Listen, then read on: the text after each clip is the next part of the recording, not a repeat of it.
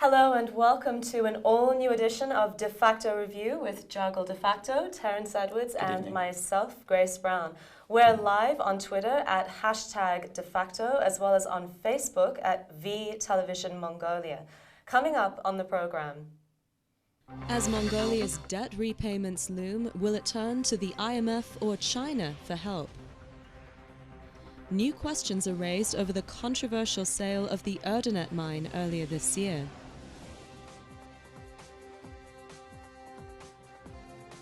Mongolians return to the polls after low turnout in the Citizens' Representative Council elections. And from the Altai Mountains to the red carpet, the Eagle Huntress screens in LA. Thank you for joining us. We begin with Mongolia's debt, which is now double the size of its economy. With the government facing a balance of payment crisis, the speaker, Myagombo Enkbold, visited China earlier this week, and he attended a meeting with members of the Chinese Communist Party, including President Xi Jinping. While he was there, he requested a 20-year development loan at 2% interest rate. So let's take a listen at what he had to say. Бид нар өмнө нь авчихсан байгаа 5.2% хүүтэй 10.9% хүүтэй 5 жилийн хугацаатай тавьсан одоо үр зээл байгаа. Одоо 60 хоногийн дараа бид нар 580 сая Америк долларыг төлбөрт одоо хийх ёстой.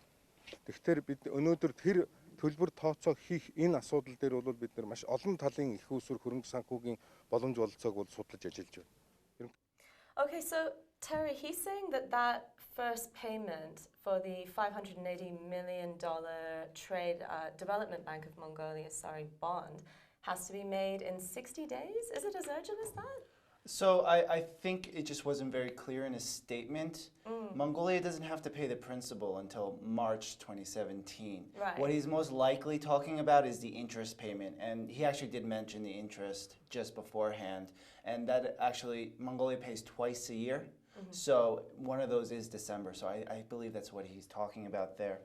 So with Mongolia's strategy, they don't want to go to just any one source. Of course, they're looking at the IMF, they're looking at China, but they also would like to maybe work with Asian Development Bank, Japan, South Korea. These are all options on Mongolia's plate. Unfortunately, what might happen is China might give them a deal that's too good to pass up, and it might not leave a lot of room for these other partners. Right. And the IMF is now in town, as we understand it. And, you know, like Terry's saying, the loan option from China seems so attractive in the short term, but what are the long-term costs of borrowing from Beijing, Jargle? Well, that's the question that the people are not very certain about, because now what the speaker told us is he had asked a 20 years term loan with 2% per year interest rate. Well, this is a quite big amount of money, about $4 billion, which will be ended up paying the current debt sooner or later. But the issue is when the bucket has big holes, whatever you add, it will not help. It will go through like many previous bonds.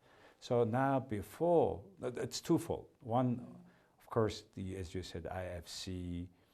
Anyway, the Prime Minister went to Japan, the Governor, Central Bank went to US, now as you said, IMF is here, Speaker went to China. They are looking for all kind of cheaper loans. And you know, I think most probably they will get the money from China. But again, the issue of filling or the closing all these holes in the bottom of the bucket of the economy, the system is the issue. So how to fill that gap or the hole is first of all we should answer these questions like why we have received the previous huge loan through the bond first. Second, have we used them? How we have been using it? And do we do it efficiently? When you don't ask this sort of questions and get answers on that, we have a problem with whatever we receive. Even we receive, I don't know, 10 billion US dollar, I don't know, minus interest rate, I don't know, 10 years, 20 years, it will not help. Because principally the way Mongolian government is run is wrong. That's the issue, I think. That's why people are not happy. A clear example of that is last week, the big noise around Erdenet Corporation after being purchased by Mongolia, all completely by Mongolian side. They have been purchasing already a lot of things, already about 100 billion tugriks equivalent of purchases from 2 factories, companies, which is again under the same ownership as a TDB, and again they're part of the 49% of Erdenet. Indeed. Yeah, we're going to catch up with that in our next topic. Get to in a moment, but you know what do you think China will potentially ask for? I think initially we will agree certain terms as whatever terms is there. Yeah. But down the road, when we cannot do the payment, then the real problem starts. And I am sure that we cannot pay that money, whatever it is, as soon as we pay it for the current debt, because there is no principal changes in the way the economy is run. So less fiscal discipline is mostly learned.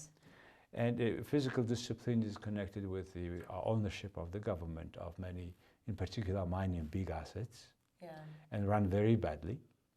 And they, first of all, borrow money from somewhere and pay whatever promises the government during the election. Right. So the same circle is happening. And China is not tied to these short-term election cycles. It's a one-party state. It can play the long game. And all of these loans need to be understood in the context of its Silk Road strategy, right? It's looking to build infrastructure in this region. It's looking for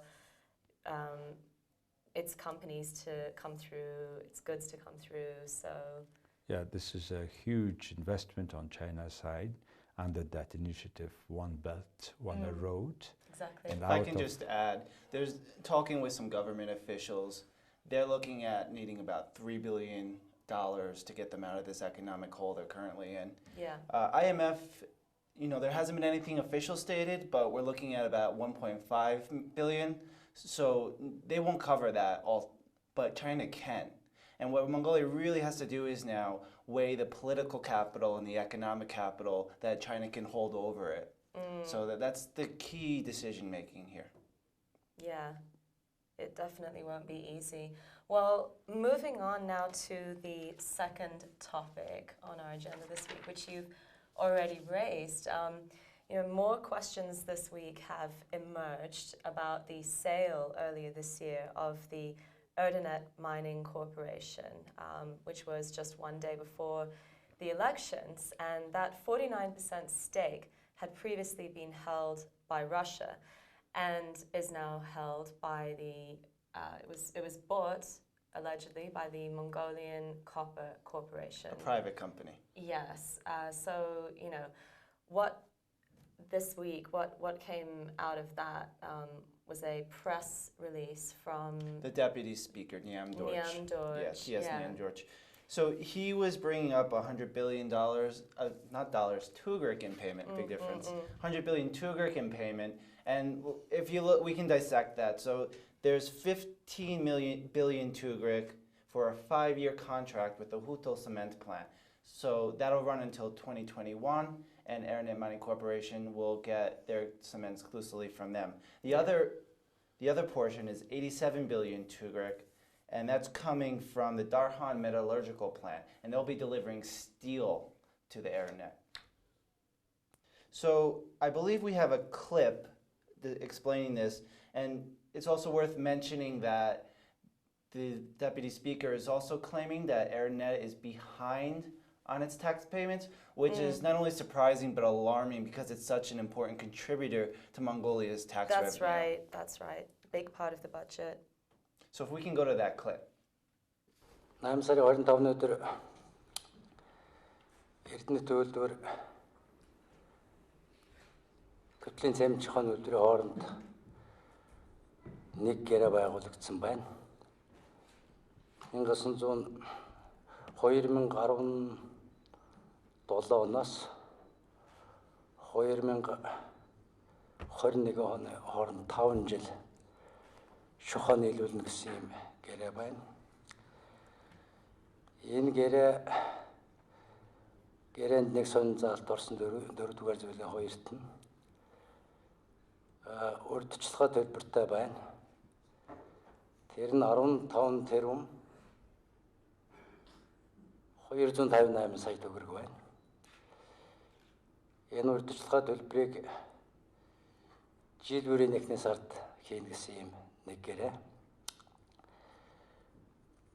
2-дугаарт Эрдэнэ төлбөр дархны төмөлгөө үйлдвэр хоёрын хооронд бас 8 сарын 25-нд байгуулсан юм худалд авах гэрээ байна. Бас 17-аас 21 оны хооронд ган бомблигийн дээр нийлүүлнэ гэсэн юм гэрээ. 40% нь урьдчилгаа төлбөр төлнө. Тэр нь 87 тэрбум 119 сая төгрөг байна гэсэн юм гэрээ. Okay, so what does this all mean, Jargo? Can you shed some light on this? Mr. Nyamdorj, who is Deputy Speaker, it is not the guy from the street. He is the Deputy Speaker, second guy in the legislative line in the country. He is the second guy also in the ruling party. And he's saying bluntly that it was a plundering happening. It is corruption, it's mafia. He's using these words. Very strong language there. And he is also saying that beyond everything is the President Ilbegdorj. Yeah. It's very cruel, very clear-cut statement. And he's doing it for the last 2 weeks or 3. The point is, I mean, we want to have a clear explanation from the state, from the legislative things, judiciary power, and Mr. President. Very clear cut answer to these allegations first. The point for this contract, you said, was because all these things was doing under the table, he's saying, these purchases are happening, all belong to the owner of the same bank, TDB Bank. And now they keep buying, misusing public power. That's what bluntly he's saying. You mentioned the president, and of course we have a presidential election coming up, so this could Next be year, a politically motivated statements as well. That's a Yeah, good that's point. the other Yeah. side saying. Yeah. We understand that. I'm sure there'll be more of them to come.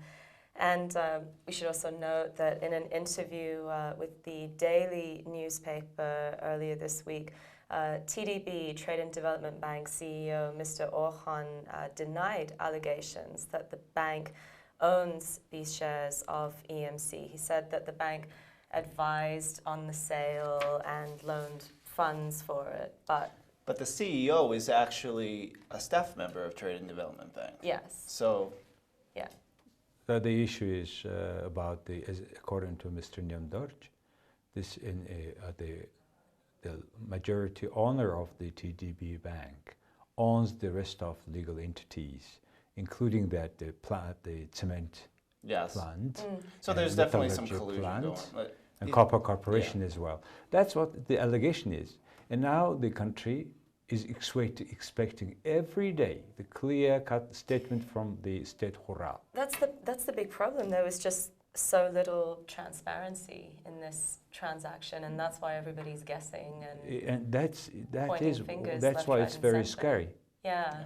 They're yeah. not announcing really what is behind happening beyond all these big deals at the time when the country is in a big debt. Right, And and I everybody mean, is looking this for it. is one of the world's biggest copper mines, Erdenet in Mongolia, and it means treasure. It's a big deal. And it's a clear oligopoly.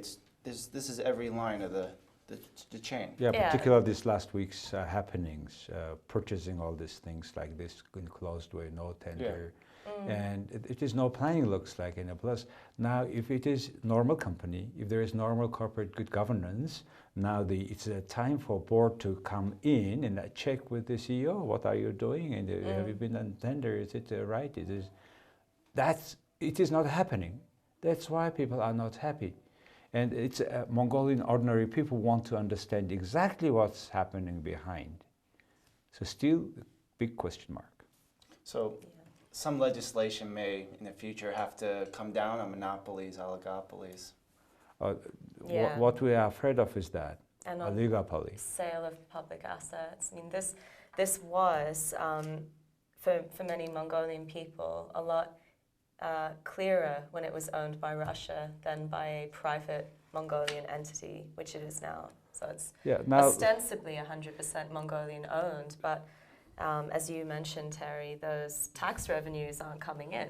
So yeah, and that's it's a big confusing. Mongolia counts on that to come in. People, so it is alarming. People have different opinion on the purchase from Russians, but now the opinion, in particular the pessimistic part, is getting deeper because what is happening after the purchase, how much they are doing some kind of insider tradings.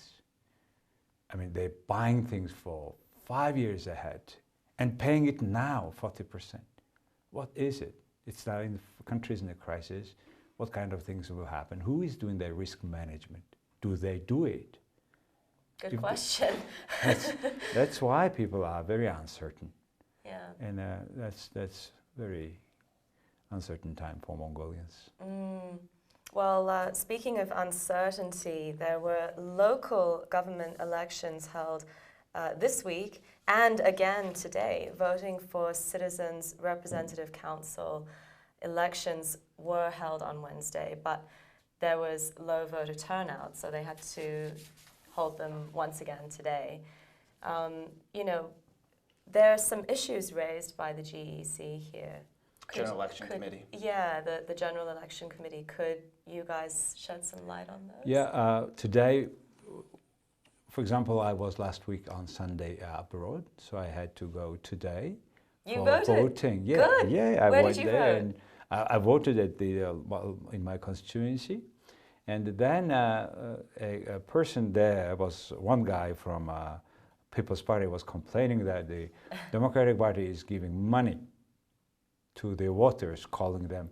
What turned out is today, remember in many constituencies, the voters turning in was less than 50%. That's right. So in those places, the constituency, they are redoing it. So they couldn't secure a seat. Yeah, the a lot of people the who time. had elected is not coming, voted last week, but those who is not voted coming today.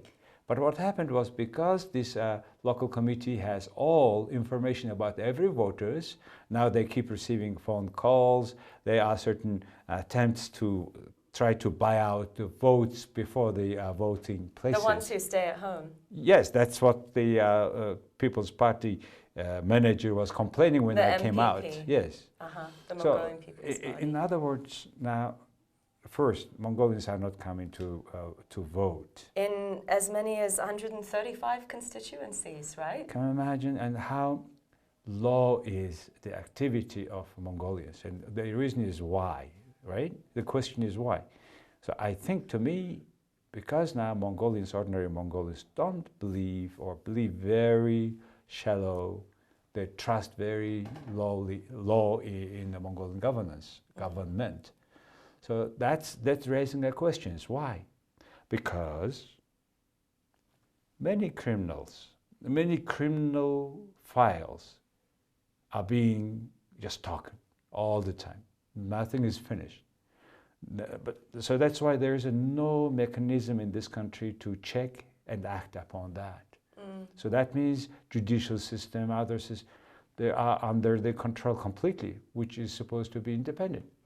It's a matter of also maturity of civic society, which gives lights on these issues, which doesn't work. And also it's an issue, unfortunately, is about truly independent media. One thing to look at is we're seeing progressively lower voter turnout with each election. Now, we did pretty good in the June election. It was above 70% voter turnout. So this is another, for local elections, of course local elections get a lot less spotlight, but there also may be of some voter fatigue since this is the second election in one year. Yeah. So, but there's a lot of interesting things to think about. The fact that Mongolia was such a champion for voter turnout, and as people are getting more pessimistic, it's gotten small. It's gotten less. Though we did good in June. Now, is this a reflection of how things will go forward? I'll be interested to see how voter turnout is for the presidential one in 2017. Yeah, absolutely. And, you know, why are they, there's so many reasons for this voter apathy, but why should voters really care about these elections? What's the main difference between these parliamentary elections and these citizens' representative councils? In reality, this local, we talk about someone, we talk about districts, etc.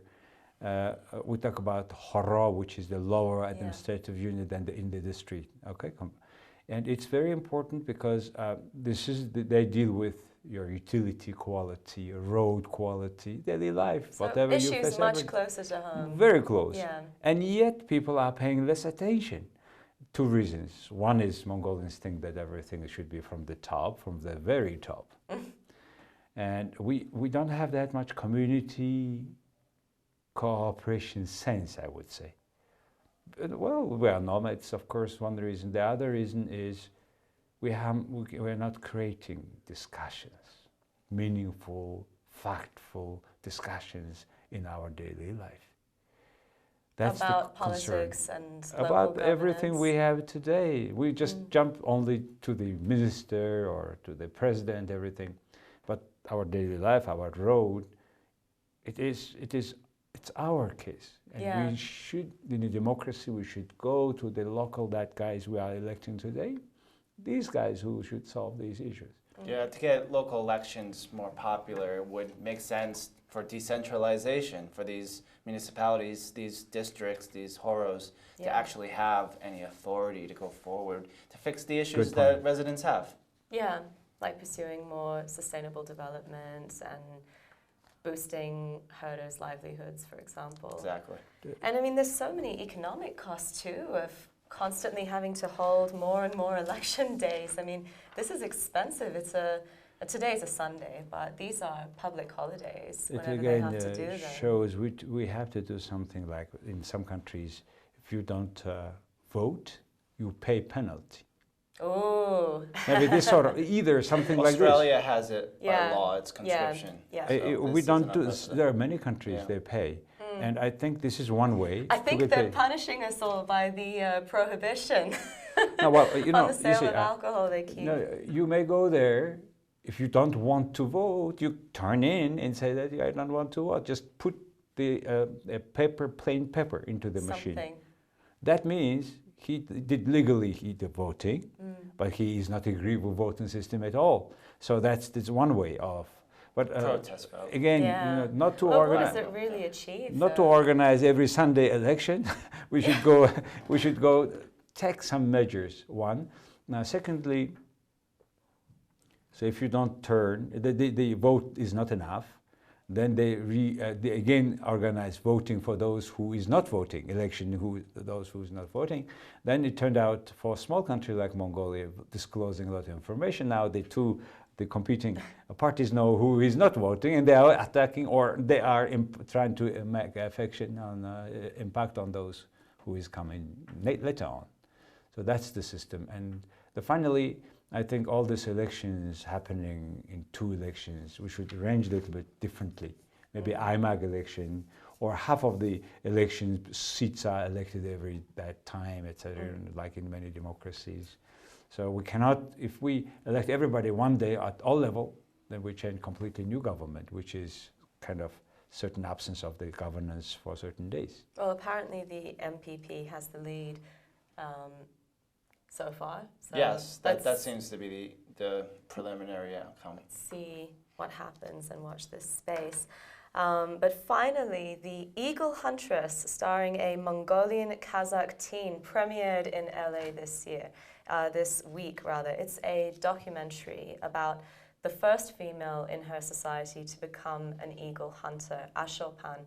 So what do we know about Ashopan? I know, Terry, you actually knew the director of this documentary pretty well, so... So I've been following this since early days, so it's Yeah, very yeah. exciting to see this really blow up and become a big thing. I know the original photographer, Asher Svedinsky. He had his photos printed by BBC, and then that got so much attention, and a lot of filmmakers actually called him. And Asher talked with a few, and the director of this film, Otto Bell, he was the one that wanted to work directly and get right out there. The other people, they wanted to wait some years. So it's done pretty well.